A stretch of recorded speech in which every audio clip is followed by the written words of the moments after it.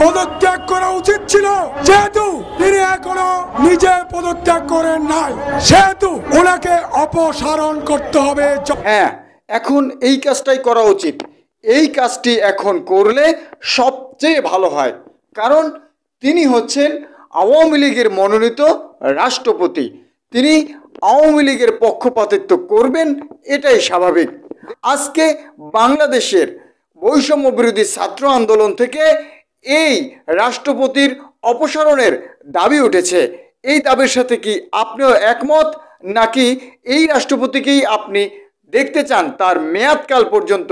সেটি অবশ্যই কমেন্ট সেকশনে জানিয়ে যাবেন। তবে বিভিন্ন মহল থেকে আওয়ামী লীগের মনোনীত যারা রয়েছেন এখনও সরকারি কর্মচারী কর্মকর্তা উপর মহলে, তাদের সকলকেই কিন্তু অপসারণের দাবি উঠছে।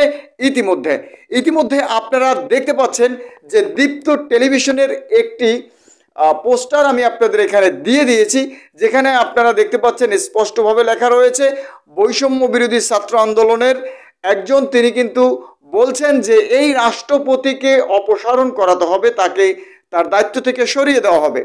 এই দাবি ওঠার আগে অবশ্যই রাষ্ট্রপতির নিজের উচিত ছিল যে আমি তো আওয়ামী লীগের মনোনীত রাষ্ট্রপতি, তাই এই সরকার বা এই দেশের জনগণ যেহেতু আওয়ামী লীগকে চায়নি, আওয়ামী লীগকে দেশ থেকে বিতাড়িত করেছে, আওয়ামী লীগ গণ অভ্যুত্থানের কারণে দেশ ছেড়ে পালাতে বাধ্য হয়েছে, তাহলে আমাকেও দেশ ছেড়ে চলে যাওয়া উচিত অথবা আমার পদত্যাগ করা উচিত।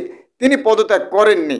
কেন করেননি আর কেনই এতদিন সরকার তাকে তার শপথে বহাল রেখেছে? চলুন একটু বিশ্লেষণ করি। রাষ্ট্রপতির কিছু কাজ থাকে।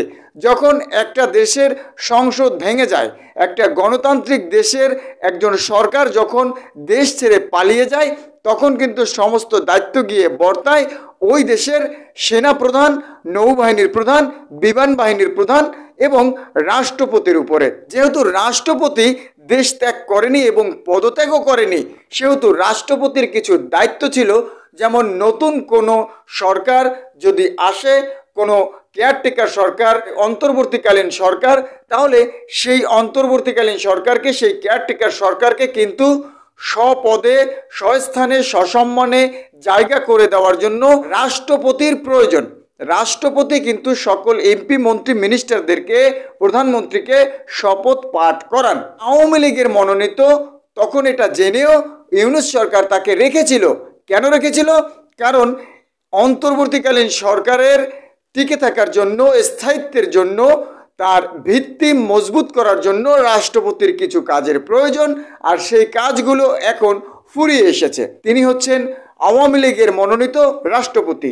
এই দাবিটা কিন্তু একেবারে প্রথম থেকেই ছিল। যখন আওয়ামী লীগ সরকার দেশ ত্যাগ করেছে, অবৈধ সরকার যখন দেশ ত্যাগ করেছে, তখনই কিন্তু এই দাবিটি প্রত্যেকটি মানুষেরই ছিল। কিন্তু রাষ্ট্রের কিছু গুরুত্বপূর্ণ কাজের জন্য তাকে স্বপদে বহাল রাখা হয়েছিল। আশা করছি অন্তর্বর্তীকালীন সরকার খুব দ্রুত এই আওয়ামী লীগ মনোনীত রাষ্ট্রপতি শাহাবুদ্দিন সাহেবকে তার দায়িত্ব থেকে অব্যাহতি দিয়ে নতুন রাষ্ট্রপতি নিয়োগ দেবেন, অথবা যারা দল গঠন করবে তারা নতুন রাষ্ট্রপতি নিয়োগ দেবে। তবে এক্ষেত্রে আমি নিজের পক্ষ থেকে একটি মতামত জানাতে চাই। দর্শক শ্রোতা, মতামতটি আপনাদের কাছে কেমন লাগে সেটি আপনারা আমাদেরকে কমেন্ট করে জানাবেন। দেশের একজন রাষ্ট্রপতি অবশ্যই নিরপেক্ষ হওয়া উচিত। তাই দেশের বরেণ্য রাজনীতিবিদ এবং বরেণ্য ব্যক্তিত্বের মধ্য থেকে কিছু ব্যক্তিকে কানেকশন করে তাদেরকে মনোনয়ন দেওয়া এবং রাষ্ট্রপতি হিসেবে একটি নির্বাচন হওয়া, যেন বাংলাদেশের প্রতিটি মানুষ তার রাষ্ট্রের রাষ্ট্রপতি কে হবে সেই রাষ্ট্রপতিকে যেন জনগণ নির্বাচন করতে পারে, কোনো দলীয়ভাবে যেন নির্বাচন না হয়। সেই জন্যই আমি এই প্রস্তাবটা করতে চাই। আপনারা একটু ভেবে দেখবেন।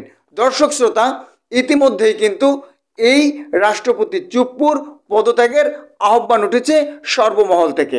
এখন জানার বিষয়, তিনি কি তার এই দায়িত্ব থেকে পদত্যাগ করবেন, নাকি স্বপদে বহাল থাকার চেষ্টা করবেন শেখ হাসিনার মতন? দর্শক জানিয়ে যাবেন কমেন্ট সেকশনে। আজকের ভিডিওটি এ পর্যন্ত। ভালো লাগলে লাইক, কমেন্ট, সাবস্ক্রাইব করবেন আর ভিডিওটি শেয়ার করবেন।